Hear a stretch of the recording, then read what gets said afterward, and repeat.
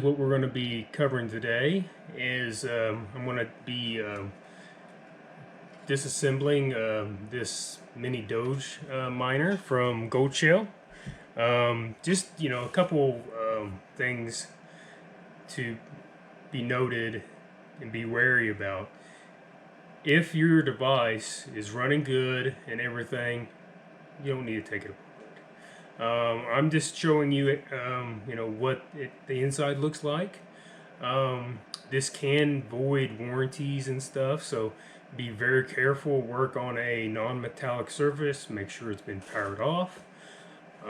So we're going to get into it, and if you're in a dirtier environment like the air quality is not as good, you may need to do this for a deep cleaning. Deep cleaning, I would use a toothbrush and some alcohol, and of course just not a whole lot of pressure. Make sure you clean those fins for those heat sinks, because if you have buildup on those heat sinks, it's not going to cool properly. So you want those cooling the best they can do. This particular device has only been mining for about 2 months. I do routinely blow them out, turn them off, blow them out. I currently have a powered air blower. It works great instead of using can of air. It works great. I'll never go back to can of air again. But anyways, let's get set up and we'll get into it.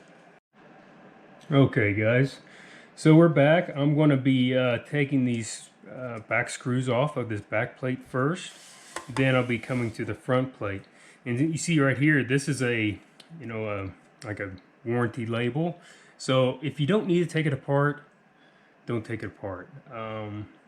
Just, FYI, just don't take it apart if you don't need to. Blow it out. Make sure your fan is nice and clean. Mine looks really clean. There's hardly any dust buildup or anything. So I'm going to start with this back panel. Make sure you have a screwdriver. This is from a Nest thermostat, but it works great. Make sure it fits well. Whenever you do this, make sure you unscrew. What I usually do, I do kind of like the tire method. I do one, I set it off to the side, then I work diagonally from that one, and I work from there. So one thing I would like to see from GoldShell is to have the MAC address printed on the device, so it'd be better to find them whenever you have quite a few miners. You can say, okay, well, when I look at my router, this is the MAC address for this device. Oh, here's the IP. Most routers will give you the MAC address and the IP address. So taking the back panel off, I visually inspect it. It looks really clean. I'm going to set that aside. As we look in the back, here's our SD reader. Here's our Ethernet, our power, and our reset buttons. So I'm going to turn it over. Take it easy on this whenever you turn it over, because it's going to move.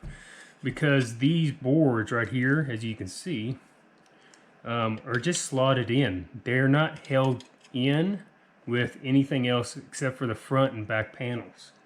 So you got to keep an eye out on that, because it will move, and it is moving. So you have to be careful with that. Now I'm going to be taking the front panel off. I'm just going to go ahead and leave the fans attached for the time being, because I really don't need to mess with those. I'm going to get my little X-Acto knife here and peel up this sticker. And again, if you don't need to do this, don't do it, okay? You don't want to void your warranty just in case you have a problem with the device. I'm doing it pretty much just to show what it looks like, and going from there. It's not the greatest sticker. And that's, you know, that's the reason for these types of stickers, right? So they're not really super easy to take off and to put right back on and say, hey, I didn't do nothing to it, right? Yeah. So that's good enough at the moment. I'm gonna go ahead and put my safety back on, put that to the side. So same thing, I'm going to work on the adjacent screw. Make sure you press down decently, not too hard. These screws, they make their own threads. I got that sticker on me, man. They make their own threads into the housing. So you have,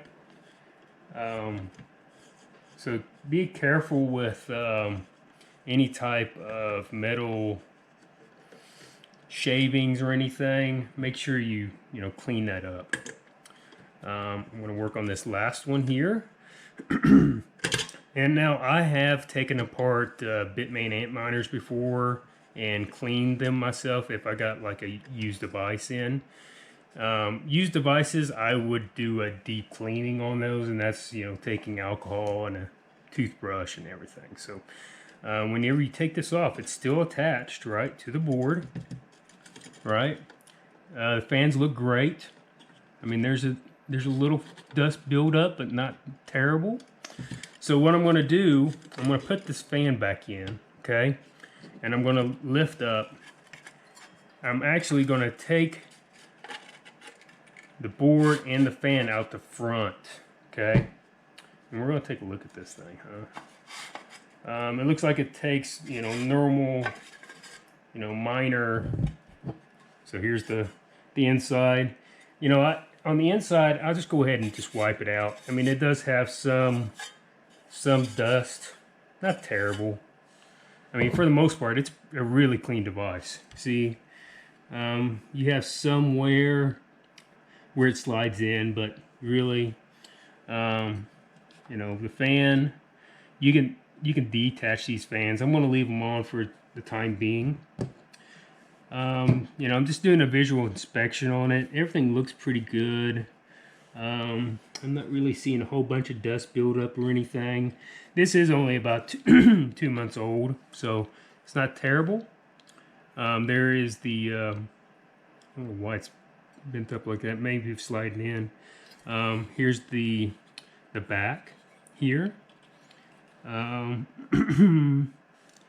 We do have some like over soldering around here. It's a small space. I mean, you have that little capacitor right there. So, a little dusty, not terrible. There's not a whole lot of buildup on this machine because, again, it's only a couple months old. So, I'm going to put it back together. Everything looks great on it. So, I'm going to slide this puppy back in. Then, of course, there's only one way to go in, right? So, I'm going to be sliding this back in. Here's the bottom. So I know this is the bottom because that's, the bottom plate, and that's at the top. So this is how I'm going to be. Actually, I have it upside down here. So I'm going to move it like this because I took it like that. I know this is how it's going to slide in. I'm going to start sliding in. I have to lift it up a bit to meet the grooves on the sides here, and just slide in. It's not too hard, okay? And again, I'm using, I have a padded surface here, nice padded surface. So here I'm going to go ahead and pull it all the way to the back, and whenever you put this back in, if you ever do this, make sure your wires are tucked in. There's times where the wires can be pinched. You don't want pinched wires.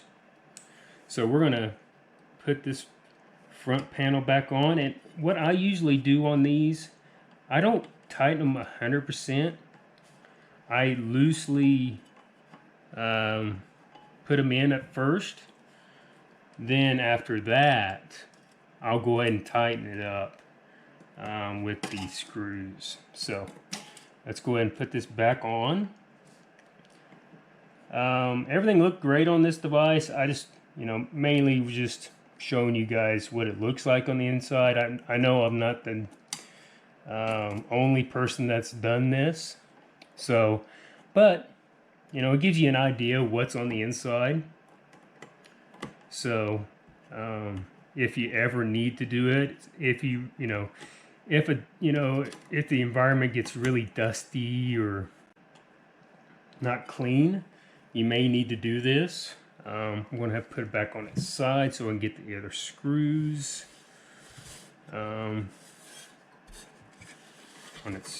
Ultimately on its back here. I'm going to put these screws back in.